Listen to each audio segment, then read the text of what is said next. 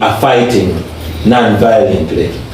And the way we dress, the way we carry ourselves, the way we speak communicates as we confront what is wrong. Yeah. Thank you. Yeah, I mean, I think it's one of the most beautiful things about our, your movement and about our movement is how much great music we have from it. Sure. My mom, her favorite song of yours is Chattanooga, which everyone should listen to if they have time. It's really good. So okay, I'll just ask some questions from the audience. They submitted some questions in advance, and then we can move into question and answer because I'm sure many of you have your own questions. So, okay, one question from the audience is basically, how can the international community outside of Uganda contribute to the Ugandan struggle? What can they do besides amplifying your message and advocacy? So what kind of new pressure can be applied on the regime, basically from people who are sympathizers and people who are outside of the country? And I'd be interested to know, in light especially of the new proposed national sovereignty bill, what you think is still possible. Yeah, the international community, how can they contribute to our freedom struggle by not contributing to our oppression? You see, dictatorships all the way from history have always gotten their strength from the international community.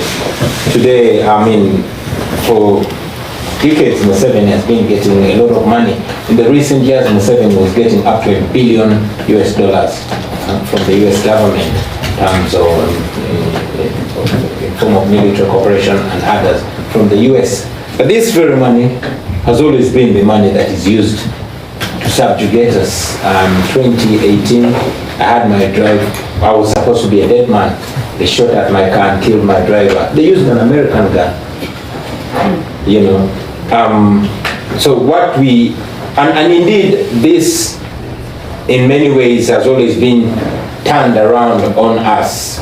For example, when I ran away from death, from back home, I did not go to Kenya or Tanzania, Sudan, or any country nearby because a dictator in Uganda has his long hand stretched into all these countries. I ended up in America. Unfortunately, the regime propagandists always pulled out their Pan-African card and say, oh, how can you run to the land of the colonialists? How can you go run to the land of imperialists? You're an agent of the imperialists.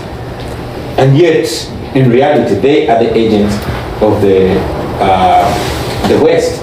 So, what we ask of the international community is to stand by the values that they profess, is to not be the support system for the oppression, is to hold the regime in Uganda and other oppressive regimes in Africa and the world to the same standards of other democracies. To know that if what the dictatorship in Uganda is unacceptable according to their values, then they should not be funding it. They have laws that, like the Global Magnitsky, that they can evoke, that they've evoked elsewhere. When Taylor did what Museveni did, he was sanctioned. When Mugabe did what Museveni is doing, he was sanctioned. And all other countries. Why then are they not sanctioning Museveni? They should not put diplomacy above democracy. They should not put business above values, you know. We can relate in terms of trade and all this. If they want our minerals, if they want our wealth, it can be on a moral ground and not in exchange of keeping a dictatorship in power. That has always been our ask. That is our ask to today. I mean, Dr. Besigye is in prison. He shouldn't be in prison. You know, there should be questions like that. We have thousands of political prisoners in prison without a crime. Many people are missing. Today, as we speak, the wife of my personal political assistant was abducted and kept in Muhozi. Muhozi, for the information, is a son of John Museveni, who is the president of Uganda and is the chief of defense forces. He will pick anybody's wife from their home and keep him under his basement for as long as he wants. He kept the wife of my personal assistant for 37 days. There's a young lady who's a TikToker called Blue Tick. Up to now, she was picked up and she's being kept in his basement. He does all this and gets away with it. And the following day or days later, he's standing in an official picture with either an ambassador from a renowned democracy or a diplomat.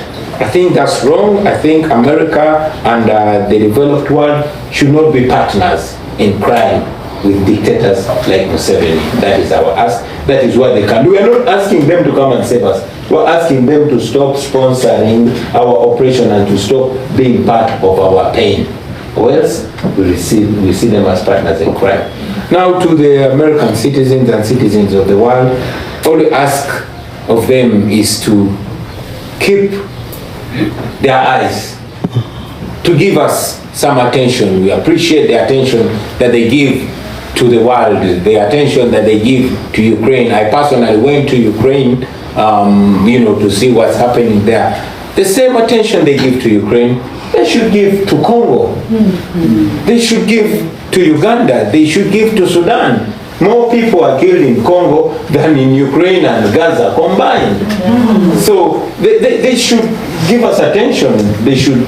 I saw people here, our brothers and sisters, the black people in America, with the campaign Black Lives Matter. I wish they would also say African Lives Matter, because I think we matter too.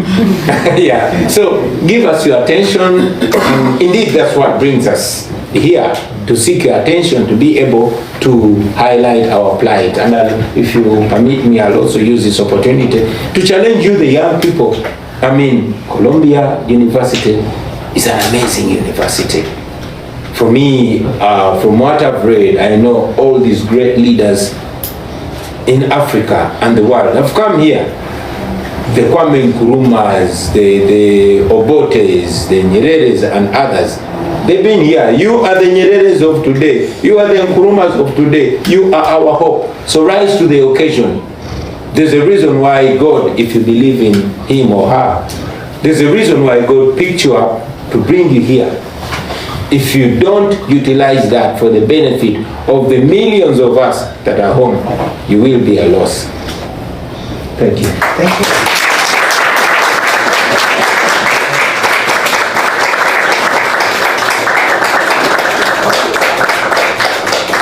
That was great. So I just have one more question from here, and then we can move on to questions and answers. So, this is the question that I guess is a bit more speculative. It's, not necessarily about how we can handle things now, but the question is, how do you plan to handle relationships with international powers in the future, right? So what kind of relationship can Uganda and African countries build with the United States, with the global north, on more equitable terms that don't perpetuate these dictatorships in our countries? Or how do we renegotiate that relationship with the global north, with international powers? It will be business, not aid. Yeah, simple as that. Yeah. We'll be relating like business partners, like equals.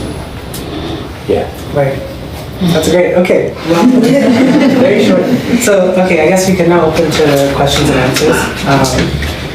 I think we can. We have a lot of time, so we can go one for one.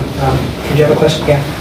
Yeah, I do have a question. I mean, just to follow up on the question of African or global north and global south relationships. I mean, it's no mystery that the U.S. has had, and U.S. foreign policy, especially in Africa, has been catastrophic. I mean, they give a lot of money to dictators. They fund a lot of horrible wars. They don't give attention when they need to. So I think my question is, I mean, if we talk about Thomas Sankara, we talk about Yusuf Mumba, and the CIA killed Mumba, who's a great man and a great leader. Do you think it's simple as just business transitioning from aid to business because they have such embedded roots or colonial roots that is very much propped over by the ideas of racial superiority? How do we in the global south try to, what are the concrete steps we can take, or the leaders can take, to to truly come on equal terms and to approach this as you say, as business instead of because it seems like a lot of people have tried it, and a lot of people have been either killed or pushed apart by the strong men who act as proxies for imperial interests. Thank you. That sounds like a pessimist question, a scared question. Man, so many people have tried it and they've been stopped or killed. How is it going to happen? You just don't stop. Many people rose up against slavery. Took 400 years. In those 400 years, many people kept rising and got killed and got stopped until eventually it got stopped. Mandela gave us one beautiful quote: "It always seems impossible until it's done." My view, though, is to create as many people as possible, as many mindsets, people that believe in the same thing as possible, the re-education, as many as possible. One Bobby Wine cannot do it. One Kizza Besigye can't do it. Let us create as many messages as possible, as many Bobby Wines as possible. There will be unstoppable. The problem is that back home in Uganda and largely in Africa, there's always been this Superman syndrome, this liberator syndrome. When one person comes and you believe in that one person, when that one person is corrupted and compromised, it is the end of the story. But if there are many Bobby Wines, if this Bobby Wine before you is compromised or corrupted, the others are going to hold him accountable or kick him the hell out. You know, if there are many of us that will translate into transformation. Yes, when you fight dictatorship, dictatorship fights back. When you fight neocolonialism, neocolonialism fights back. Every evil that you fight, it will fight back. Just prepare a big enough army. That's why I believe in re-educating a population. When that population believes in something, then it will be embedded. There are so many people that dared to, back home we were colonized for a very long time. And many rose and they were stopped until there were so many to be stopped. And that's how it changed. It might take time, but if we don't stop and if we take the right strategy, in my view, is changing the mindset of the people so that so many of us are pointing in the same direction. That will change. That's my thinking. Great.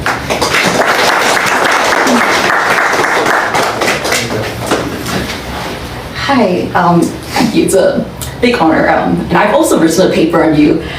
So my question is, we focus a lot on how you get power.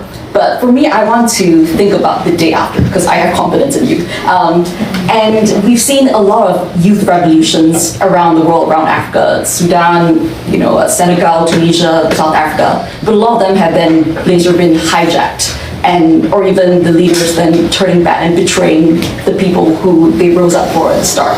And when we look at how Museveni has kept power, he's done it through a big tent approach that then became small tent, using carrots and sticks. And we see that even if you do manage to win the presidency, and there's still a lot of centers of power that remain. So we have, your economic elites, patronage networks, you have the military, you have global neoliberalism, and even, Muhoozi, you have like ethnic fault lines that people like Muhoozi have. He tweeted once, he kept doing his basement to teach you like Banyapole.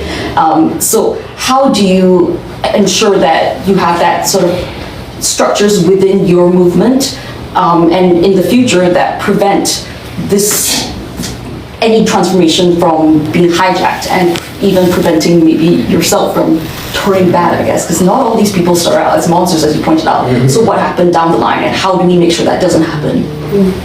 I like that question. How do we make sure it doesn't happen? And I like you saying, how do we, not how do I? Because I'm not asking you to believe in me. I'm a human being. And I've seen good people go bad. When Museveni was my age, man, he was eloquent. Much more. He was saying the same things like I'm saying, only more eloquent. So I'm not here to promise you that I am going to be the best leader that there is. No. I can only tell you that it is the people that, and those people, they're not all going to come in a group and hold you accountable, but the institutions, if we empower them. So we don't believe in empowering an individual. We believe in empowering institutions, because institutions will outlive human greed and human temptation. And that, for us, in our movement, the People Power Movement, and indeed the National Unity Platform, the party that I lead, that is what we believe in. We believe in institutionalization. I am accountable to the people that I lead, just like they are accountable to me. We are accountable to each other. But also, we want to empower people to hold us accountable. I believe that's the only way we can get there. But most importantly, to also encourage people, especially you, the young people, to take charge of this and to get involved. Because, yes, I'm here, not because I'm the most educated. If it was not for the frustration and the anger, maybe I would only come to Columbia University to sing music to you and not to talk politics to you, you know. But here I am. So I want, or we should encourage the young people, especially the ones that have been lucky to get the education and the exposure that you get, to get involved.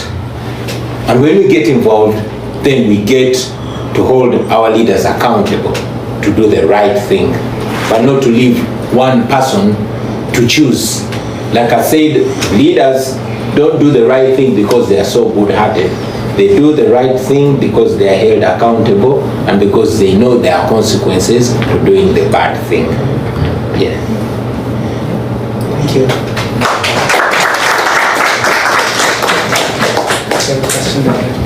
Hi, thank you so much for your time.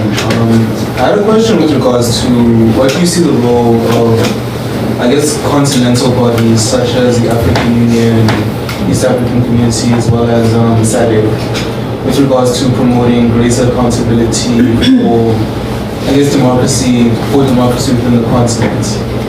Because I think right now, you know, we're at a difficult moment where at least the status of democracy across East Africa, as well as the continent in general, is looking relatively tentative. And, you know, what do you think can be done, at least at an institutional level, as well as, you know, for us as Africans, to improve the status of democracy? Man, in my culture, I'm in Uganda, from central Uganda. In my culture, we are supposed to speak good of home when we are away from home. But again, my big mouth always forces me to speak the damn truth. Now, the regional and continental bodies, there's a difference between what they should be doing and what they're actually doing. These are bodies that we should be reporting to. These are bodies that are supposed to be the remedy to the mess. Unfortunately, they have been reduced to clubs, to presidents' clubs. Take, for example, the East African Community. What democracy is going to be discussed between Museveni and Ruto and Uhuru? With all due respect, you know, these are clubs now, they're in my view, they're reduced to clubs of protecting each other's power.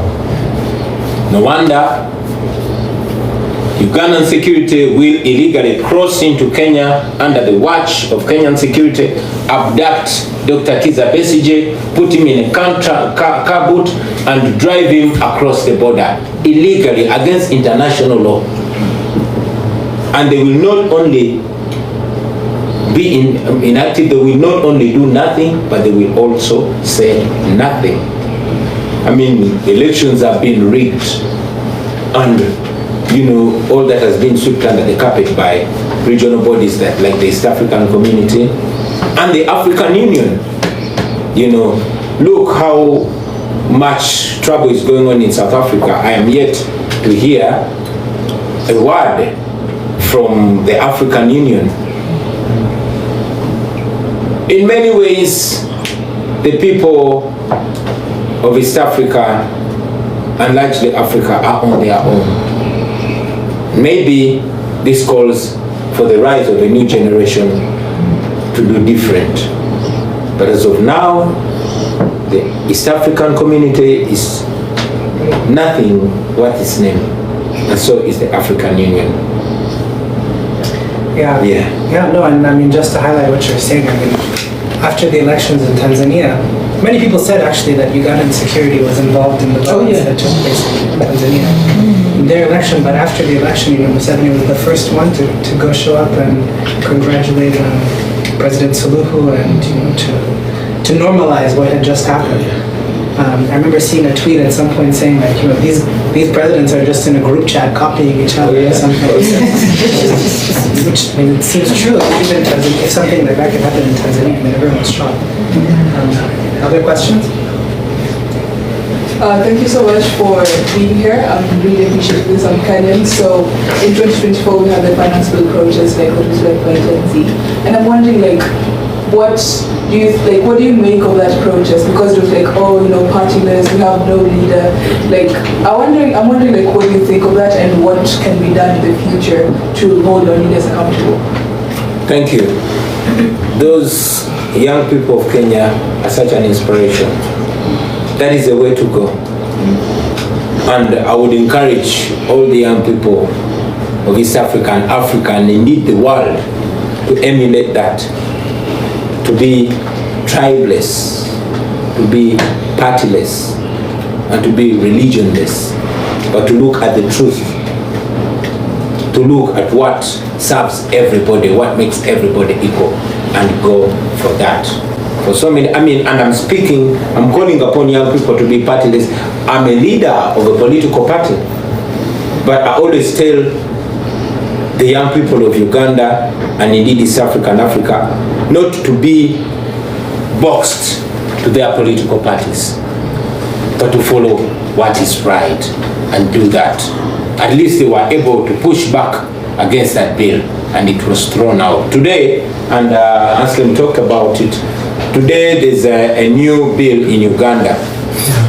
I've been told by many leaders that it was introduced after I escaped out of Uganda, and the regime knew that once I'm out of Uganda, my big mouth is going to cost them. And therefore, they are bringing a law that declares every Ugandan that walks out of Uganda a foreigner. Oh yeah. It's that shocking, but that's exactly what's happening in Uganda. And to forbid any sending of money back home without going through a minister. So if you are Ugandan and you want to send your sick relative money to go to hospital, you have to get permission from the minister. Why? Because they fear that those that are supporting the opposition are going to be sending money back home. For anybody that leaves Uganda is a foreigner, even if you hold a Uganda passport and you left last week. And anybody that you send money back home is regarded an agent of a foreigner. And if you receive money without the permission of the minister, you risk going to jail for 20 years or paying a fine of 2 billion shillings. 2 billion shillings. That's how much is 2 billion shillings? $100,000? No, much more than that. Yeah. 400,000. Yeah.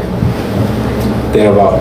So that, in a way, is ruled by law. But for the young people to be able to stop that, they should be able to push back. Like I said earlier on, it's risky, but sometimes the solution is in the risk. Yeah. Yeah, and I mean, these laws have histories, right? Like, these laws have been around in places like Russia for a long time. There's like an authoritarian playbook that our governments are really good at trying to emulate. Yeah. Hi, my name is Joe. I'm Ugandan. Let me start by saying, first of all, my mother loves you. Send out my love too. As much as she loves Best Jeff. she watches the news every day and she's always organizing about what's going on. And my question is with regards to how you transition to the next chapter. So what keeps her up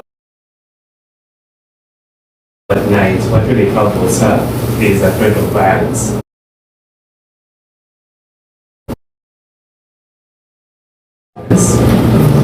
And I think what happened in the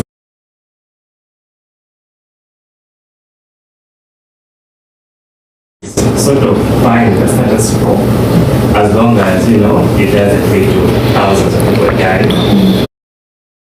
So how do we sort of address that issue that affects, most of minds of many Ugandans in that they want a better life, but they're not going to pay a terrible cost. I think what's happening in Libya or Sudan sort of get to that point. So how do you bridge that gap? Thank you. That's interesting. And indeed, it is the threat of violence that has in many ways kept us where we are. Back in Uganda, especially with the older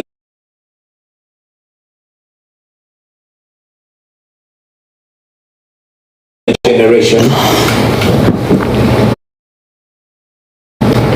Museveni and his people have more or less made it clear that if you don't vote for me, there will be war. In northern Uganda, we go up and say, Bobby, we support you. But when we vote for you, there will be war. And you ask them, where is the war going to come from? Say, Museveni will fight. This is a person that started a war in 1980, and it consumed 500,000 people. The sacrifice was given, and it was supposed to be the end of the cycle of violence. But for him to always threaten people with violence if he's voted out, that is what has kept our people boxed down. And indeed, Mama says it, that you see now, let us just sit down and leave the man, because if we vote him out, he will fight. That's intimidation. I'll tell you that before I started dressing like this and trying to speak straight English, I was a bad boy from the ghetto. And I know a thing or two about violence. And the generation that I lead is young, is hungry, and angry. We have very little to lose, but everything to gain. And we are very capable of violence. But we chose non-violence because we know historically that violence has only bred violence. It only creates a vicious circle of violence. It breeds this sense of entitlement. Oh, we earned it, we spilled our blood, so you can't tell us that. I mean, we've learned that from the Museveni generation. That's why we are non-violent. Unfortunately, regardless of how non-violent we've been met with extreme violence, abductions, killings, and everything. We have preached non-violence all through the campaign. But on the day of election, I was raided. I was put on house arrest. Just less than 24 hours after the election, I was raided and I was forced out of my country. So while we believe in non-violence, we are slowly getting to a level where I will not be able to control the young people that want to free themselves by any means necessary. So the best way to avoid this violence is to have Museveni go peacefully. As a matter of fact, there are some people, many people who are beginning to persuade me to look more the Malcolm X way and say sometimes you have to pick up a gun to put down a gun. That is not what I'm encouraging, but I didn't say I'm discouraging it. Thank you.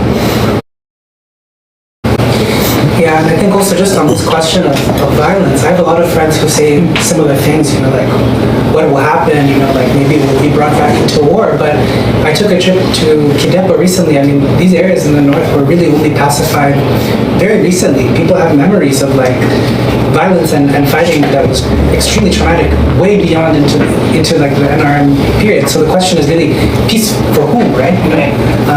This is a country that never dispensed with violence, never dispensed with warfare. People are still fighting in lots of parts of Uganda.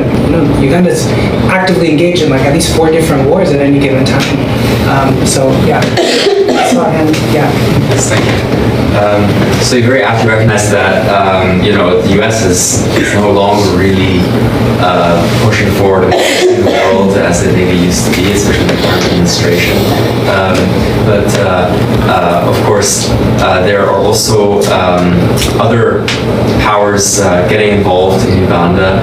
The Chinese have launched some projects with the Museveni government under the Belt and Road Initiative.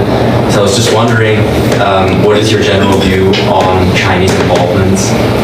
Obviously there's many downsides, and how would you approach these projects if one day, if everything goes well, you can assume your rightful place? Thank you. As a citizen, I welcome any kind of development. And as a leader, when I'm president, and you notice I say when, not if. When I'm president, I will welcome all kind of moral development. Of course, I differ from Museveni. Museveni has dealt so much with the Chinese and Russians because their collaboration does not come with conditions like the US and the European collaboration used to be. It has no strings of democracy and human rights attached. For them, it is business. They don't care how you treat your people. Unfortunately,